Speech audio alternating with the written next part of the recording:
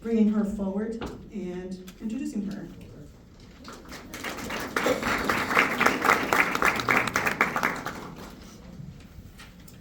Our youth speaker, Vanessa Bell. Miss Bell is 16 years old and a junior at the Academy of Aerospace and Engineering.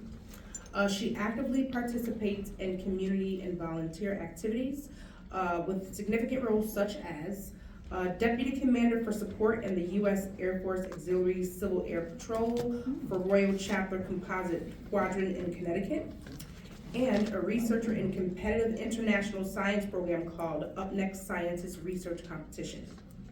She participates in science fairs and is the National Honor Society Scholar.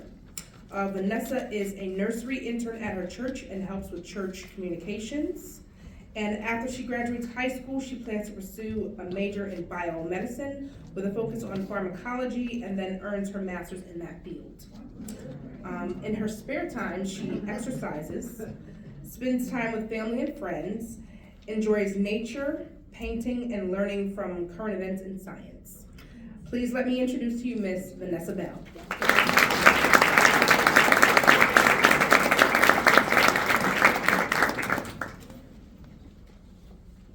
Good afternoon, ladies and gentlemen. Good afternoon.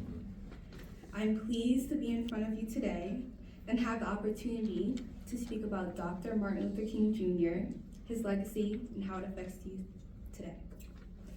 A discussion about Dr. King is necessary, especially for the times we live in today.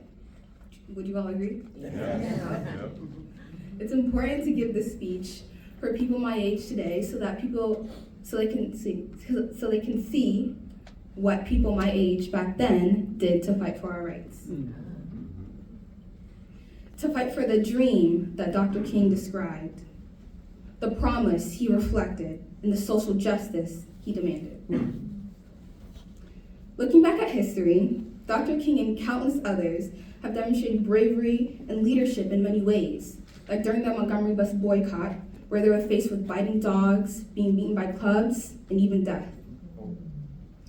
They stood firm in their beliefs when the risks were high, and their courage reminds us that true leadership often requires standing up when it's uncomfortable and speaking out when it's easier to remain silent.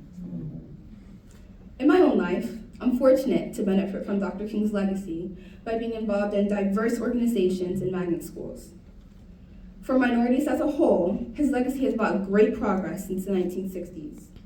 We've achieved things such as having a Black president, having a Black female president, having more minority and women Supreme Court justices than ever, having more minority and women-owned businesses than ever, and so on. Now, although we've made all of this progress, his dream is still not fulfilled. We continue to face challenges for racial equality, like having our books banned that contain irreplaceable history. Books that remind us of the challenges from our past and the heroes that helped us survive and overcome them. Although the challenges Dr. King experienced were different in scale, we need the same core values of leadership and courage that he displayed. His actions during the Montgomery bus boycott and beyond taught us that leadership isn't about being in the spotlight. Rather, it's about doing what's right, even when it's hard. We may not face the same challenges or threats that Dr. King faced, but the fight for justice and equality continues.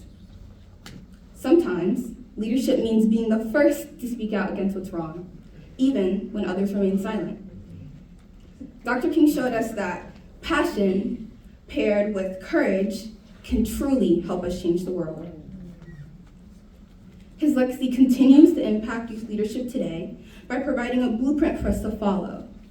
And it says that it doesn't matter where we come from or what others think of our ideas. Rather, if you're committed to making positive change, you have the power to do so. Writing this speech has truly made me reflect and be able to appreciate being able to attend a magnet school, where I get to engage with a diverse student body that come from varying racial backgrounds.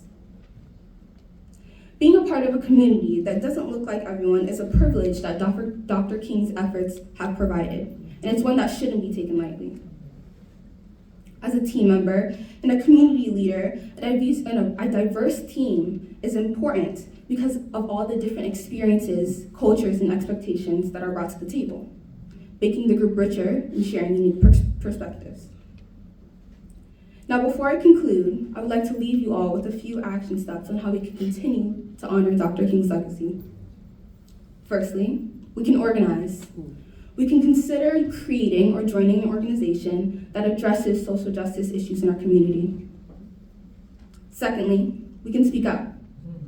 If we see an issue that needs more awareness, we need to be the voice to bring it to light, even if we're the first to do so.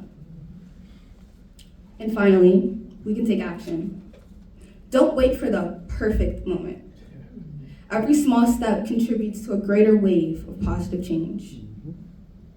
And in conclusion, if we do these things, if we embrace Dr. Martin Luther King's courage and his legacy, not only will we make the world a better place and bring his dream to reality, but our world will be a better place for what we've done for it. Thank you.